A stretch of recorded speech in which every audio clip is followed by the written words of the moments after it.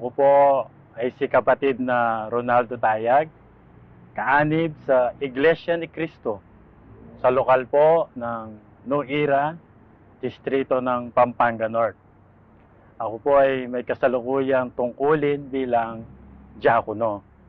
Nagtatrabaho po ako sa malaking bangko dito sa Angeles City bilang compliance officer.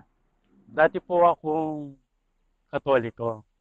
Dati po akong organista sa Catholic Church, sa San Bartolome Parish Church, at saka sa barangay po namin, doon sa Lord's Epiphany Parish Church. Ako po yung nagtuturo sa mga awit, tapos tuwing may fiesta, tumutugtog din kami, tapos yon yung pinaghahandaan po namin dyan lagi yung simbang gabi. Para sa akin kasi nung sa Catholic pa ako, yung religion talaga yung magliligtas sa atin. Ano po, na magbibigay ng buhay na walang hanggan. Kaya ganun po kami ka-devoted din sa Katoliko. Tapos, ang nagpabago po sa isipan ko na iwanan ng pagkakatoliko ay nung ang mga tita ko nagba-Bible study sila sa born again, hinikayat po kami. Tapos nakapakinig naman po sa mga may napakinggan po ako mga talata na parang ibang-iba sa aral ng Katoliko. Gaya nung pagsamba sa mga rebulto, wala rin po kasing pagsamba ng rebulto yung mga born again. Kaya nagpabautismo po ako bilang born again. Nakilala ko naman po yung Iglesia ni Cristo sa isang kaibigan.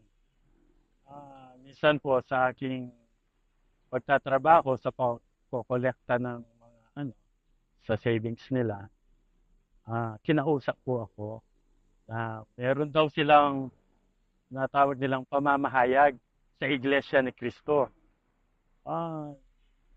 Nung una, hesitant pa po ako nung una. Siyempre, dahil po, nung una, tinanggihan po siya. Dahil po araw-araw po akong pupunta sa tindahan nila, dahil naghuhulog sila araw-araw. So, yun. Lagi nila po akong iniimbita. Pagka po merong pamamahayag sa Iglesia ni Cristo, lagi nila po akong iniimbita. So, yun, na-convince din nila ako na sige, wala naman mawawala sa akin. Sige, itatry ko po.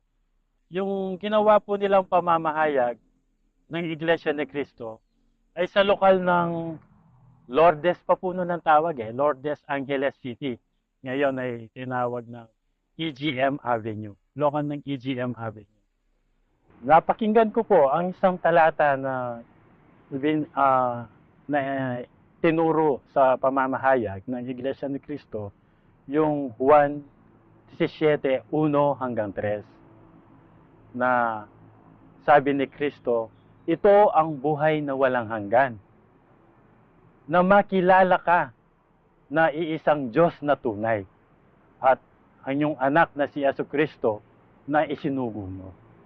Yun, doon po nagdalawang isip na ako kung iisa lang sila, bakit niya kinakausap? Bakit niya pinapakilala na siya lang ang nag-iisang tunay na Diyos? Mula po doon, kada invite nila sa akin, ayun, nagsuri po ako. Nagtuloy-tuloy po yung pakikinig ko po ng aral ng doktrina ng Iglesia ni Cristo.